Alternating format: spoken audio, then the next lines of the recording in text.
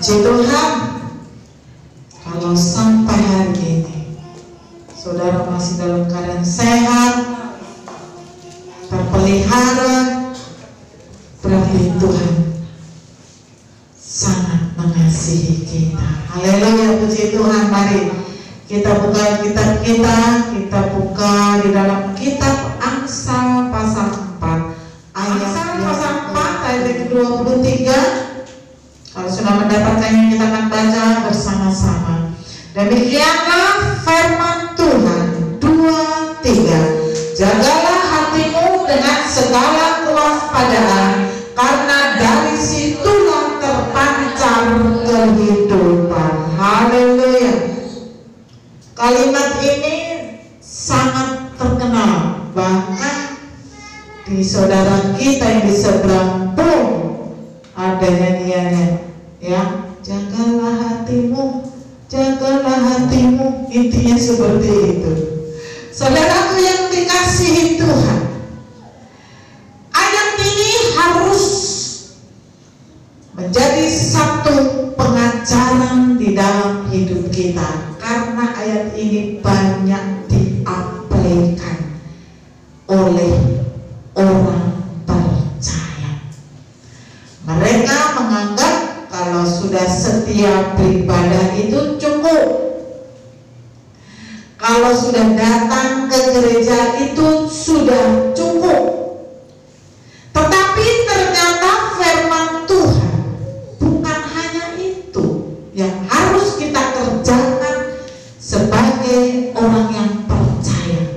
Di sini firman Tuhan berkata, jagalah hatimu dengan segala kewaspadaan, karena dari situlah terpancar kehidupan. Firman Tuhan tidak berkata jaga hartamu pakai sapa, atau jaga kekayaanmu supaya tidak dicuri oleh orang.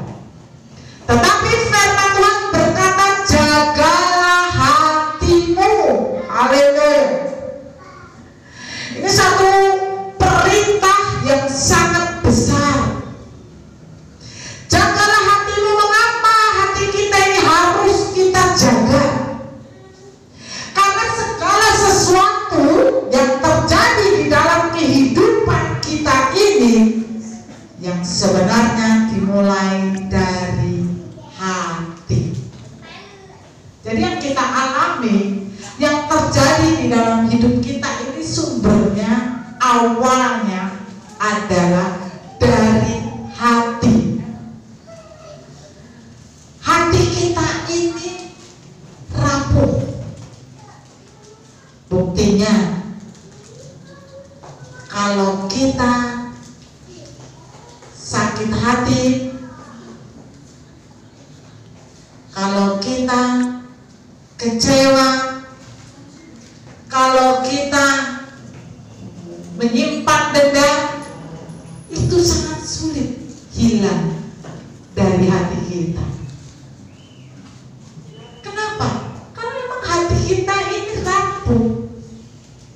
Tetapi ingat, firman Tuhan saat siang hari ini mengingatkan kepada kita, karena rapuhlah hati kita ini, maka harus kita jaga dengan segala kewaspadaan.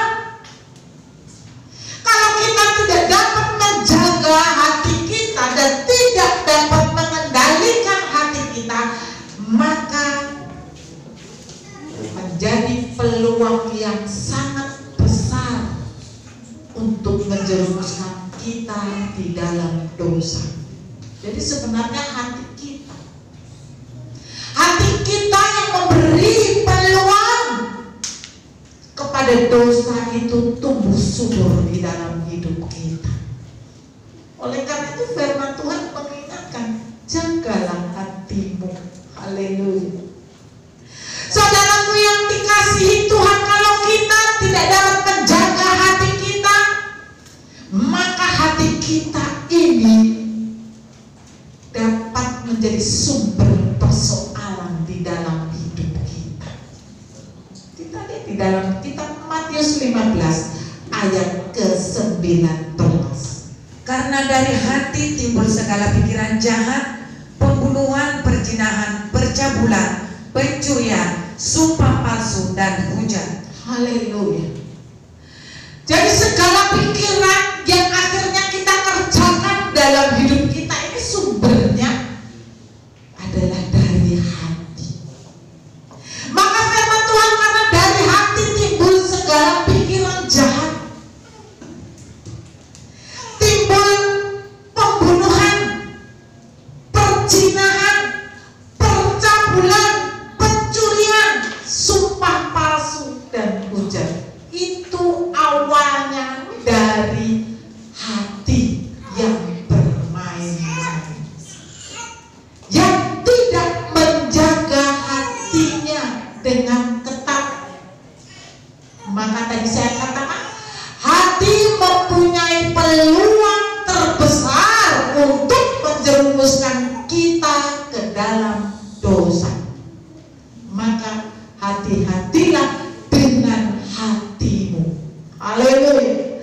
Saudaraku yang dikasihi Tuhan, jadi segala pikiran dan perbuatan yang kita lakukan di dalam kehidupan ini pada umumnya adalah bersumber atau keluar dari dalam hati kita. Bukankah ketika kita sakit hati timbul kebencian? Bukankah ketika kita kecewa karena belum mendapatkan janji Tuhan, kita tidak mau lagi setia datang kepada Tuhan? Bukankah itu sumbernya dari hati?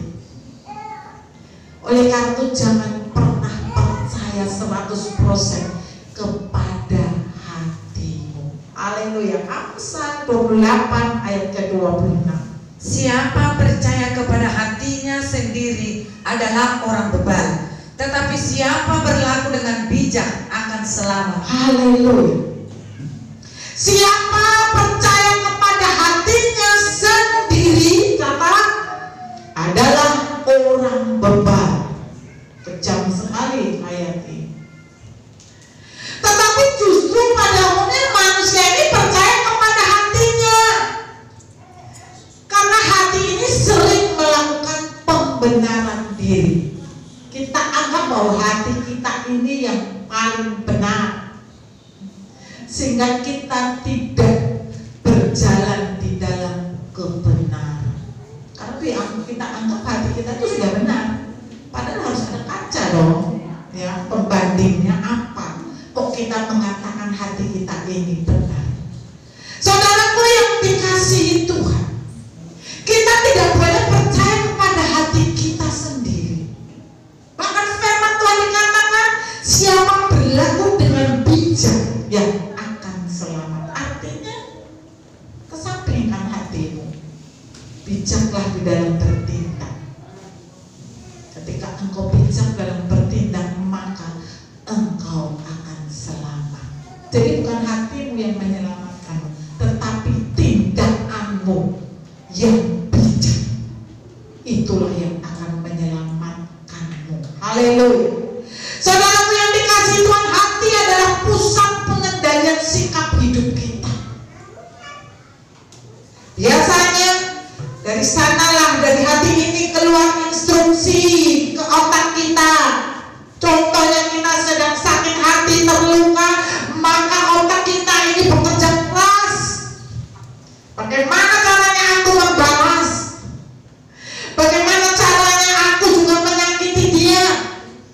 Otak kita dikendalikan oleh hati kita. Maka itulah yang akhirnya kita kerjakan. Maka hati-hatilah dengan hatimu. Haleluya. Hati adalah intisari kehidupan manusia itu. Kenapa? Karena hati ini mencerminkan siapa sesungguhnya diri kita ini. Orang dapat melihat seseorang itu dilihat dari hatinya, bukan dilihat dari luarnya. Luar bisa menipu loh, ya kan? Maka Tuhan berkata, aku tidak melihat luarnya, aku melihat dalamnya. Haleluya. Yang dilihat Tuhan itu dalam hatinya. Hati bagaikan sumber mata air. Kalau hati kita kotor, hati kita penuh dengan penyakit, maka yang keluar pun pasti kotor, pasti penuh dengan penyakit. Untuk itu kita harus menjaga hati kita sesuai dengan firman Tuhan saat siang hari ini. Jagalah hatimu dengan segala kewaspadaan. Kita harus menjaga hati kita supaya tidak tercemari dengan kotoran duniawi ini. Karena apa? Kita lihat sekitar kita, dunia sekitar kita ini penuh dengan kotoran. Kalau hati kita terkontaminasi, pasti hati kita pun akan menjadi kotor. Karena apapun yang kita lakukan dalam hidup ini ditentukan oleh apa yang terdapat di dalam hati kita, baik ataupun buruk. Kalau hatimu baik, pasti yang keluar baik. Tapi kalau hatimu kotor, pasti yang keluar juga adalah kotor. Maka firman Tuhan berkata, karena dari hatilah terpancar kehidupan. Artinya hati kita ini menentukan sikap hidup kita. Kalau penjahat, pasti sikap hidupnya pasti jahat.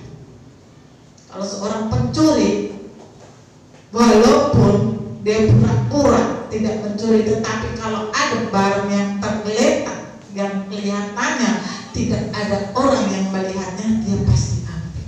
Karena memang hatinya sudah dipenuhi dengan roh untuk mencuri. Saudaraku yang dikasihi Tuhan, hati mempunyai peranan yang jauh lebih dalam di dalam kehidupan ini daripada pikiran kita. Kenapa? Hati ini sulit banget kita kuasai.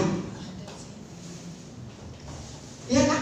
Kalau kita sudah benci, sudah sakit hati, sudah dendam, sulit kita untuk menguasai hati kita. Yang tetap hati kita itu gak suka, itu pasti. Karena untuk menguasai hati kita ini tidaklah mudah.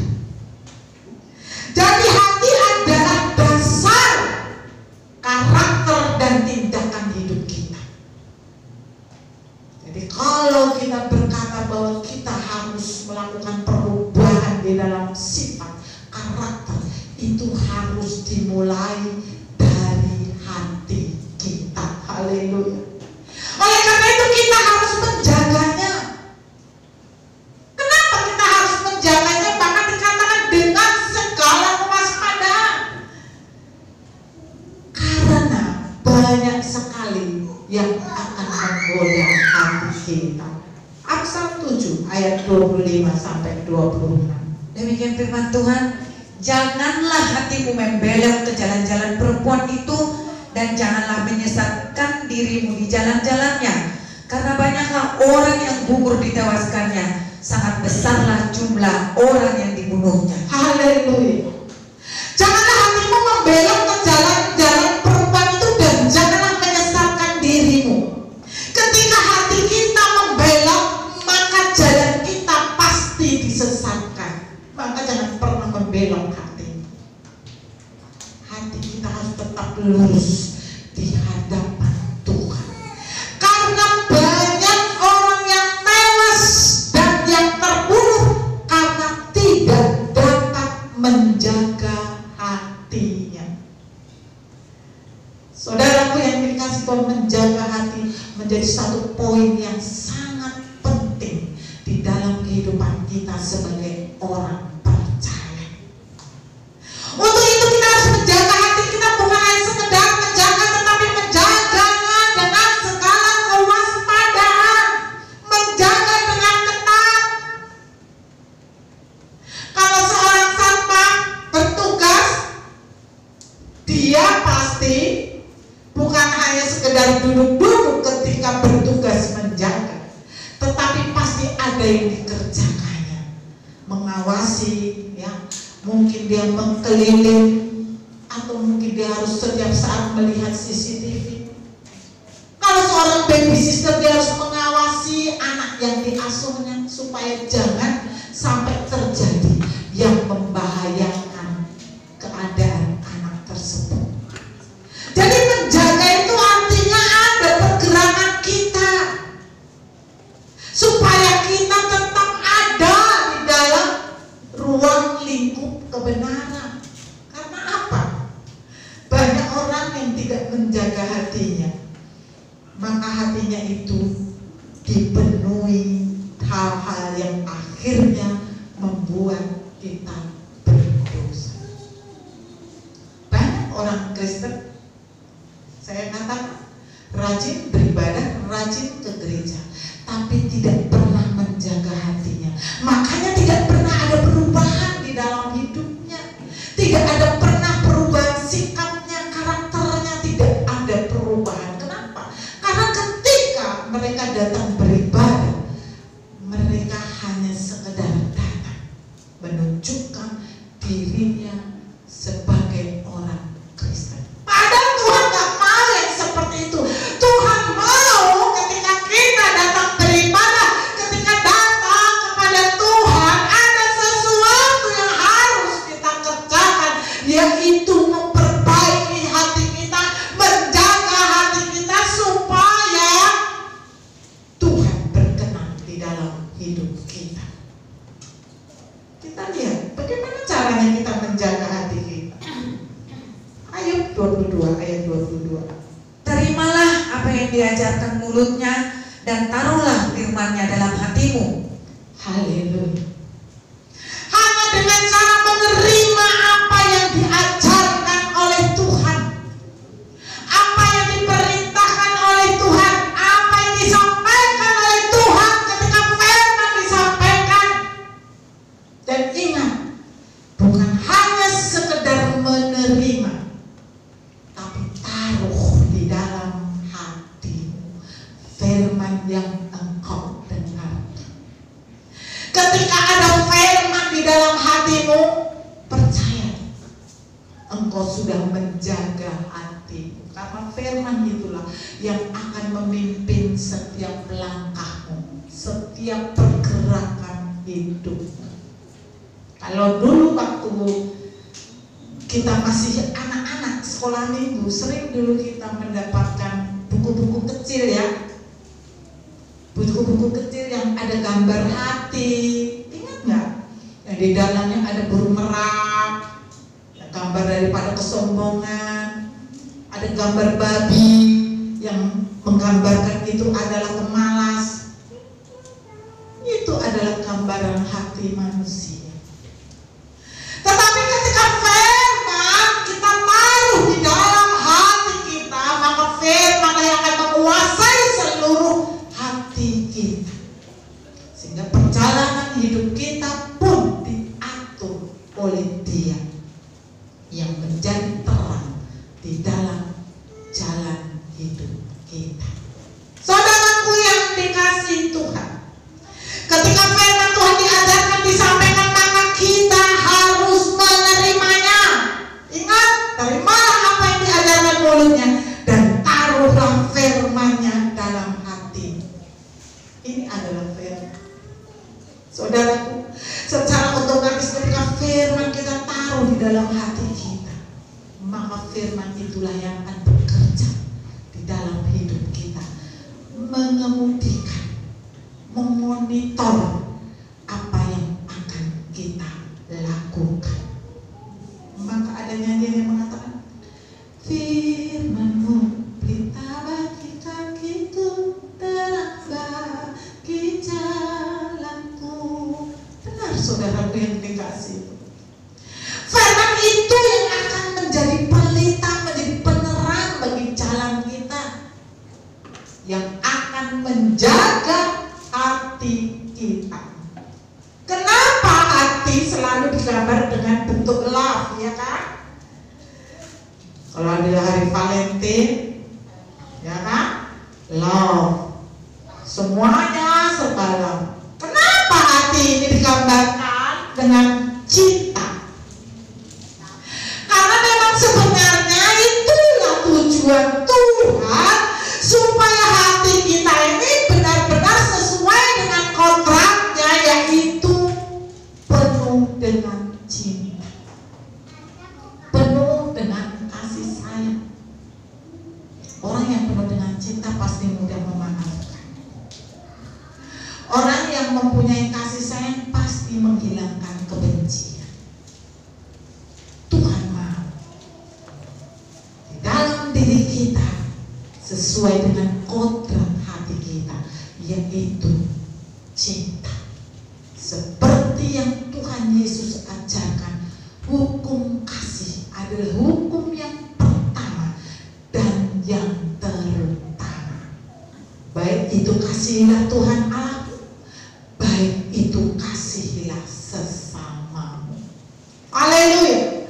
Oleh karena itu saat siang hari ini Tuhan mau supaya saudara, hati saudara penuh dengan cinta. Saudaraku, tetapi faktanya banyak hati manusia ini tidak dipergunakan sesuai dengan kodratnya. Maka hatinya hanya penuh dengan kebencian, hatinya penuh dengan dendam, hatinya penuh dengan sakit hati, hatinya penuh dengan kecewa, dan lain banyak hal lagi. Hati kita ini sering menyimpan banyak hal-hal yang tidak berkenan di hadapan Tuhan. Padahal tadi sudah dikatakan, dari situlah terpancar kehidupan. Dari hatimu akan memancar kehidupanmu yang sesungguhnya. Beberapa contoh akibat tidak menjaga hatinya. Kita lihat Kejadian 3 ayat ke-6. Perempuan itu melihat bahwa buah pohon itu baik untuk dimakan dan sedap kelihatannya. Lagi pula pohon itu menarik hati karena memberi pengertian. Lalu ia mengambil dari buahnya dan dimakannya, dan diberikannya juga kepada suaminya yang bersama-sama dengan dia, dan suaminya pun memakannya. Haleluya. Hawa hanya tertarik melihat buah pengetahuan yang baik dan jahat. Karena menarik hatinya, karena apa? Memberi pengertian. Padahal firman Tuhan sudah berkata, jangan engkau makan. Ketika engkau makan, engkau pasti mati. Mungkin bukan mati fisik, kita artinya jatuh dalam dosa. Lihatlah, buktinya Hawa hanya memakan satu buah. Itu pun belum habis loh, orang dia makan terus dia kasih ke Adam. Hanya sedikit kenikmatan apa yang dirasakan oleh Hawa ketika memakan itu. Tapi upahnya adalah maut. Dia harus kehilangan segalanya, kehilangan kemuliaannya, kehilangan semua fasilitas yang sudah diberikan oleh Tuhan kepadanya, dan dia harus keluar dari Taman Eden. Saudaraku yang dikasihi Tuhan, ini adalah salah satu contoh yang tidak dapat menjaga hatinya. Sudah tahu bahwa itu dosa kalau melanggar perintah Tuhan, tetapi tetap dikerjakan. Banyak orang Kristen yang seperti itu, menghalalkan segala cara. Contohnya dia tertarik dengan uang, korupsilah dia, ya kan? Menipulah dia, ada uangnya. Padahal dia pasti tahu bahwa itu adalah dosa. Tapi mengapa mereka masih mengerjakannya? Ya karena mereka tidak mau menjaga hatinya. Yang kedua, Kejadian 4 ayat 5 sampai dengan ke-8. Tetapi Kain dan korban persembahannya tidak diindahkannya. Lalu hati Kain menjadi sangat panas dan mukanya muram. Firman Tuhan kepada Kain, mengapa hatimu panas dan mukamu muram?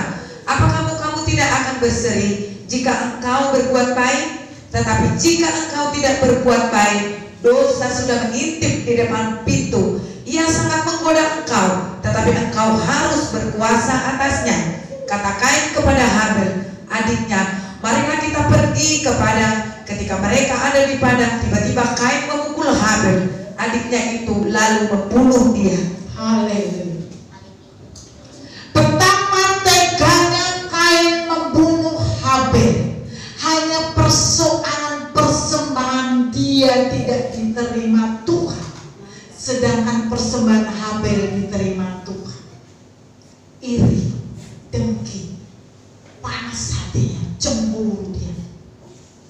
Harusnya ketika itu terjadi, harusnya Kain introspeksi dong. Kenapa persembahan Habel diterima? Kok persembahan saya tidak? Seharusnya, sehingga dia bisa melakukan perbaikan. Tetapi tidak. Kain dikuasai dengan emosinya, dengan kebenciannya, dengan panas hatinya melihat Habel. Dan lihatlah apa yang dilakukan Kain. Dia tega membunuh adiknya hanya karena panas hati. Padahal Tuhan sudah mengingatkan dia. Tuhan mengingatkan, Kain, kenapa panas hatimu? Hati-hati kau. Dosa sudah mengintip di depan pintu. Dosa ini mengintip depan pintu saudara dan saya loh, di depan pintu hati kita. Kapan kesempatan aku bisa masuk? Tuhan sudah memperingatkan kepada Kain. Hati-hati, dosa sudah mengintip di depan pintu. Ia sangat menggoda engkau. Dosa ini biasanya menggoda. Dosa itu kan nikmat, ya kan? Saya katakan kemarin, air curian itu manis, lebih manis daripada air milik sendiri. Bayangkan saja. Tapi memang itulah trik iblis setan, menggoda manusia supaya manusia terjerat dan jatuh dalam dosa. Maka firman Tuhan berkata, hai Kain, dosa sudah mengintip di depan pintu. Ia sangat menggoda engkau, tetapi engkau harus berkuasa atasnya.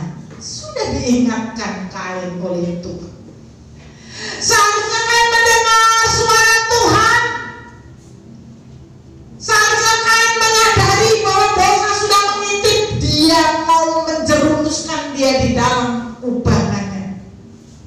Tetapi Kain tidak peduli karena emosinya yang sangat tinggi, kecemburuannya, iri dengkinya yang begitu menguasai hatinya. Padahal seharusnya Kain melakukan apa yang dikatakan oleh Tuhan. Engkau harus berkuasa atasnya. Saudaraku yang dikasihi Tuhan, dosa ini ada di sekeliling kita, sedang mengintip pintu hati kita. Kapan aku bisa masuk ke dalamnya? Kapan aku bisa menghancurkannya? Kapan aku bisa menyeretnya untuk masuk di dalam kebinasaan? Itu pekerjaan iblis. Tapi ingat, firman Tuhan berkata, sekalipun dosa itu sangat menggoda engkau, engkau harus berkuasa atasnya. Kita harus berkuasa atas setiap dosa yang mencoba masuk di dalam diri kita. Kita harus mematikan dosa itu.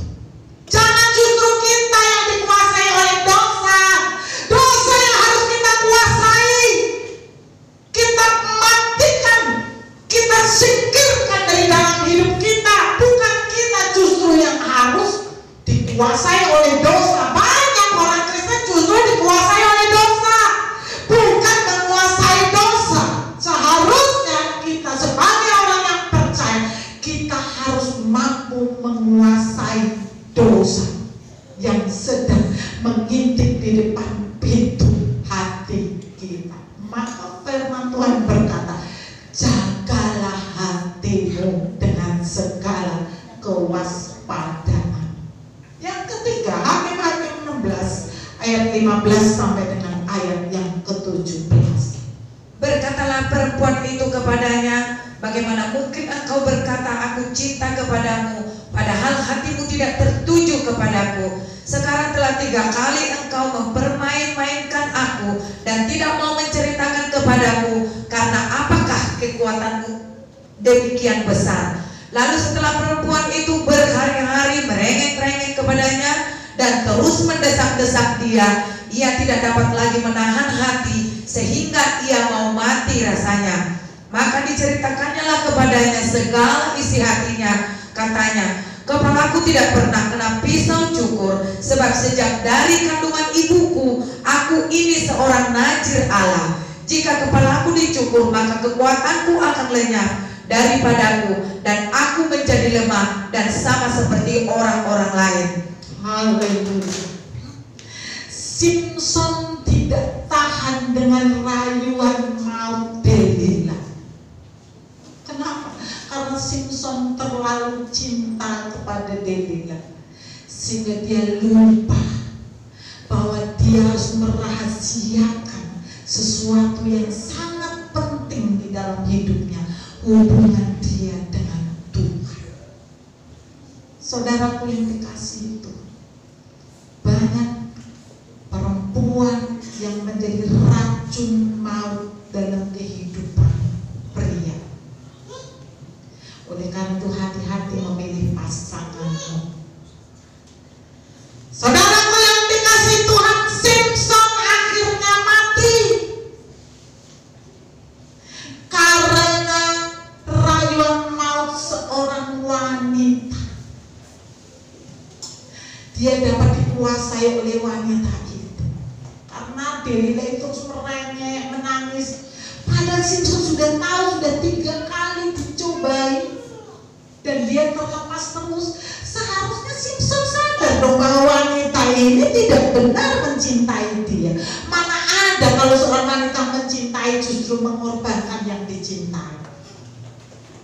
Tetapi Delila tidak peduli, karena memang dia mendekati Simpson tujuannya untuk menghabisi Simpson. Simpson tidak dapat menjaga hatinya.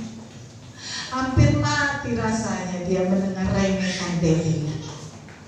Tetapi ketika dia melanggar apa yang menjadi sumpahnya kepada Tuhan, tidak memotong rambutnya, maka apa yang terjadi di ayat yang ke-20?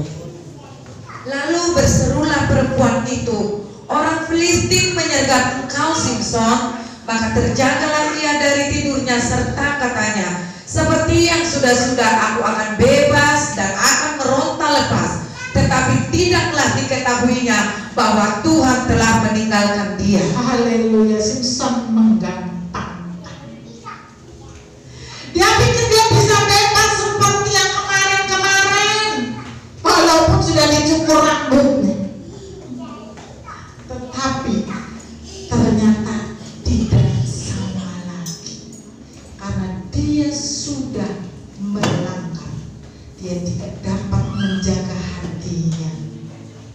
Lihatlah, Tuhan telah meninggalkan dia.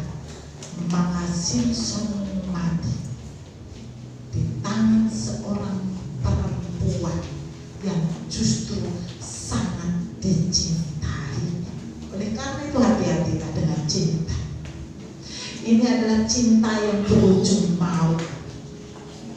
Kalau engkau mencintai seseorang, hai kaum muda, lihatlah siapa yang kau cintai. Anak Tuhan kah atau bukan?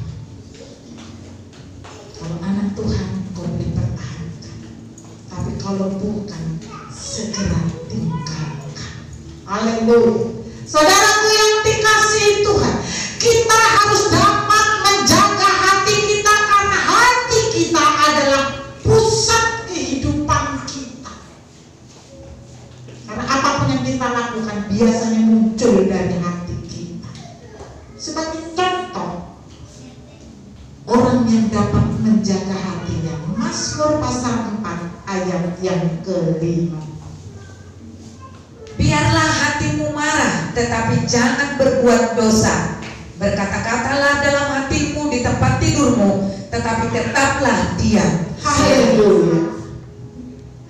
Boleh marah, kita kan manusia biasa. Boleh terluka, boleh sakit, tapi firman Tuhan berkata jangan berdosa. Boleh engkau marah, tetapi jangan berdosa. Berkata-katalah dalam hatimu. Bahkan firman berkata di atas tempat tidurmu. Supaya apa? Nggak ada yang tahu. Dan tetaplah diam. Haleluya. Kita bisa marah, kita bisa terluka, kita bisa sakit hati, tetapi kita harus kunci mulut kita ini. Karena ketika kita berkata-kata, mengeluarkan kata-kata, biasanya kata-kata ini akan menjadi suatu perangai. Kalau ada yang mendengarnya, maka firman Tuhan berkata, tetaplah diam. Haleluya. Tetap diam. Biasanya suami istri kalau berantem, kenapa sampai piring terbang ada di rumahnya? Karena apa? Istrinya terus merepet, kalau orang Batak bilang begitu ya, merepet terus. Suaminya balas lagi dengan merepet lagi, lebih keras lagi. Ya, akhirnya nggak selesai-selesai. Akhirnya piring terbang yang terjadi. Piring cuma 2, dibanting 1, tinggal 1. Saudaraku yang dikasihi Tuhan, inilah yang dijaga oleh Tuhan. Ketika suamimu marah, diam, keluar ke rumah, ke tempat lain mencari udara segar. Walaupun istrimu dongkol, tapi kan tetap saja dia tidak bisa ngomong lagi karena nggak ada orangnya, ya kan? Akhirnya diam aja. Itu yang dulu pernah kami lakukan. Kalau ada salah satu di antara kami yang kesal atau marah, keluar, kami tinggalkan. Entah kita mau jalan ke mall, entah kita jalan ke pasar, pokoknya refreshing. Akhirnya apa? Diam. Ketika pulang sudah diam, nggak terjadi lagi piring terbang. Haleluya. Inilah yang diajarkan oleh Tuhan. Boleh kok marah, namanya kita masih manusia. Boleh kita terluka, sakit hati, tapi jangan balas. Diam. Menangis di kaki Tuhan. Karena Tuhanlah yang akan bertindak di dalam hidup kita. Kita harus menjaga hati kita. Penyakit yang paling berbahaya kalau di binatang itu seperti antraks, Ebola, itu kan penyakit yang ada di dalam hati binatang itu. Demikian juga sebenarnya penyakit yang paling berbahaya yang sering menjangkiti manusia adalah penyakit yang ada di dalam hati kita ini, yang sulit untuk kita obati. Ya, kalau orang sudah benci kepada seseorang, sulit banget dia untuk memaafkan. Kalau seseorang sudah dengki banget sama seseorang, sulit sekali untuk menghapusnya. Karena apa? Hati kita ini rapuh. Memang harus kita jaga, kita bentengi supaya kita tidak mati karena persoalan hati kita ini. Ayat 5, ayat yang kedua. Sesungguhnya orang bodoh dibunuh oleh sakit hati, dan orang bebal dimatikan oleh iri hati. Haleluya.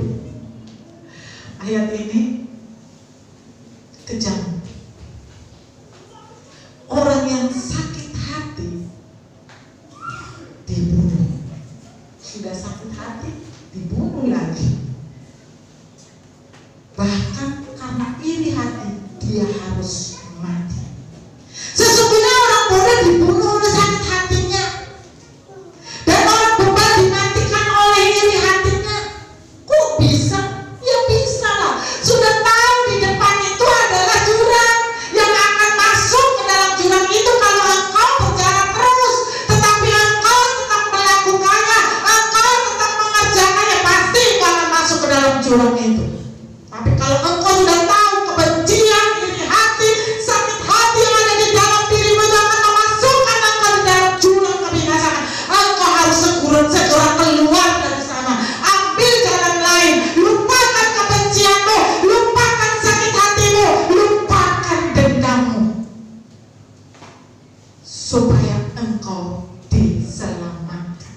Ambil jalan lain. Karena orang-orang yang tidak dapat menjaga hatinya adalah orang yang hidup senantiasa di dalam kepahitan, keras hatinya, dendam yang tidak berkesudahan. Karena apa? Karena mereka tidak dapat menjaga hatinya, akhirnya merugikan dirinya sendiri. Siapa yang merugi? Kalau kita masuk ke jurang kebinasaan, siapa yang merugi? Saudara kan? Untuk apa menyimpan kebencian? Untuk apa menyimpan luka? Untuk apa menyimpan iri? Kalau toh itu akan memasukkan kita dalam neraka. Lepas dan buang. Supaya terjaga hati, kita harus memiliki hati yang berkenan di hadapan Tuhan. Bagaimana memiliki hati yang berkenan di hadapan Tuhan?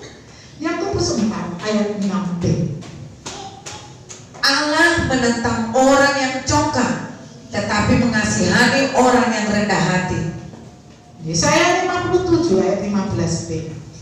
Aku bersemayam di tempat tinggi dan di tempat kudus, tetapi juga bersama-sama orang yang remuk dan rendah hati. Amin, haleluya. Tuhan mengasihani orang-orang yang rendah hati. Tuhan tidak suka dengan orang yang sombong, orang yang angkuh, orang yang menyimpan dendam, benci itu orang yang sombong. Kenapa? Sudah tahu itu dosa, tapi menganggap enteng, menganggap sepele, persoalan kecil, tapi tidak pernah bisa dihilangkannya. Tuhan mau kita mempunyai hati yang rendah hati, supaya Tuhan mengasihi kita.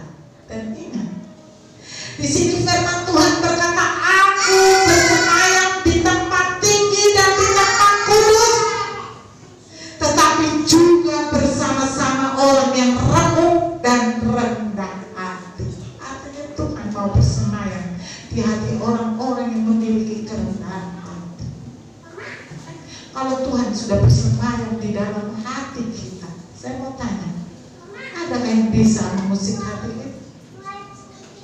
Adakah yang bisa menggoda hati kita lagi? Gak ada. Karena apa? Ada Tuhan.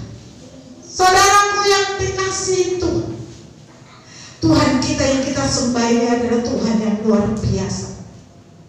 Memiliki kerendahan hati, sebuah keharusan bagi saudara dan saya, supaya Tuhan bersemayam di dalam hidup kita, dan Tuhan mengasihi kita. Untuk mendapatkan kerendahan hati tentunya pasti melalui proses panjang, tidak mudah. Mudahkah saudara mengampuni? Mudahkah saudara menghilangkan kebencian? Mudahkah saudara menghilangkan luka? Tidak mudah.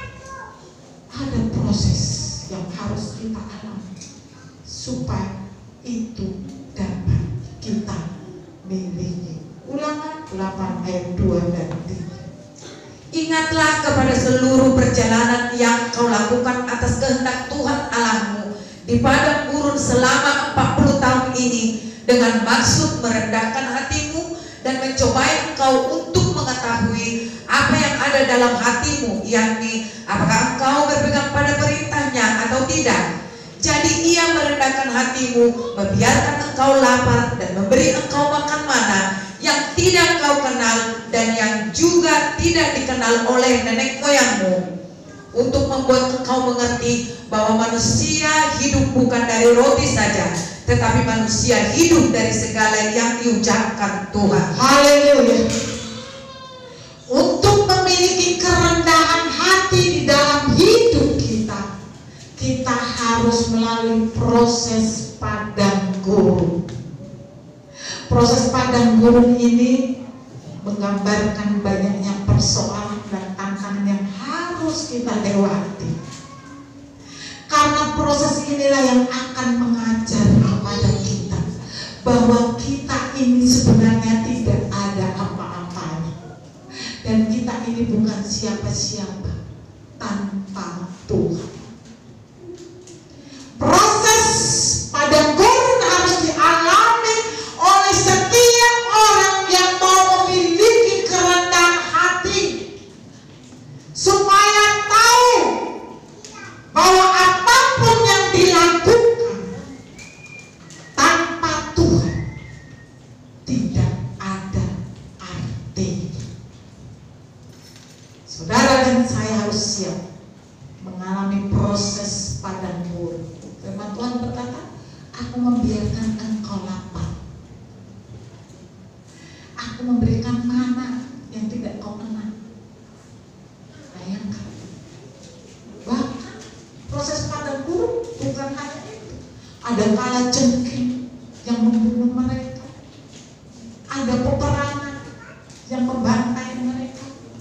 Mereka harus lewati supaya mereka belajar untuk merendahkan hati dan bergantung kepada Tuhan. Kalau kita sudah dapat menjaga hati kita, saudara tahu, iblis itu bukan masalah terbesar.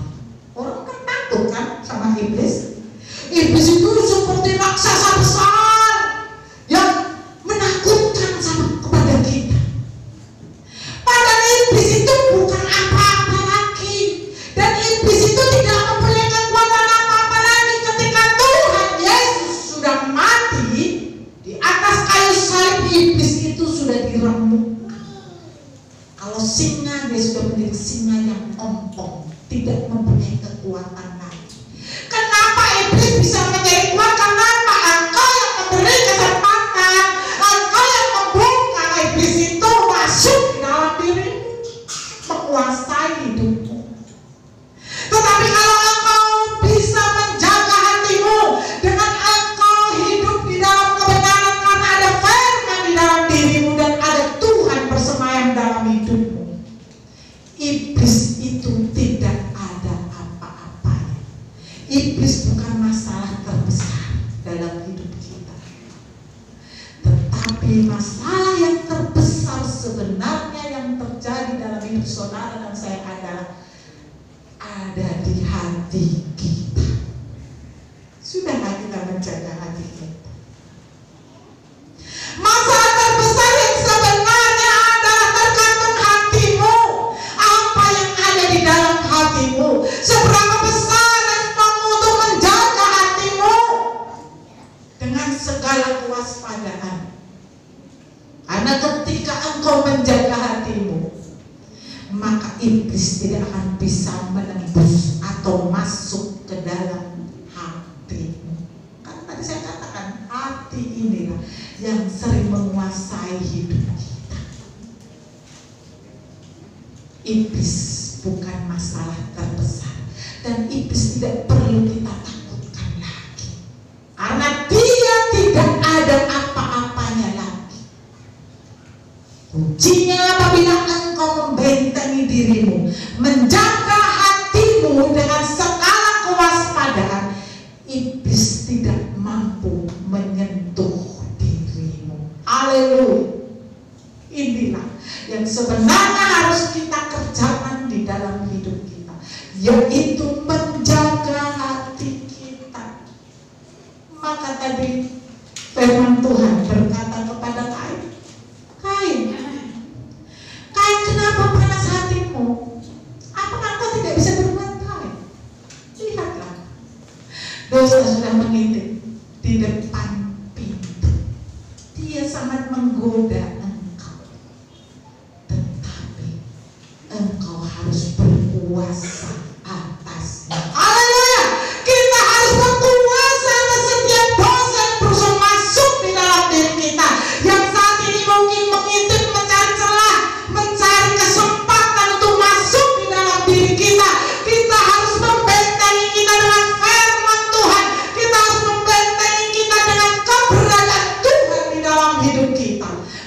iblis tidak mempunyai kekuatan apa-apa lagi untuk masuk dalam hidup kita. Oleh karena itu saat siang hari ini, jagalah hatimu dengan segala kewaspadaan, karena dari situlah terpancar kehidupan. Kehidupanmu ditentukan sebagaimana besarnya penjagaanmu kepada hatimu, supaya engkau benar-benar sesuai dengan apa yang menjadi kehendak Tuhan. Mari mempunyai hati yang berkenan di hadapan Tuhan, yaitu rendah hati. Ketika engkau memiliki itu, Tuhan sedang menjaga engkau, menjaga hatimu dari segala serangan iblis yang mencoba masuk dalam hidupmu. Amin. Haleluya.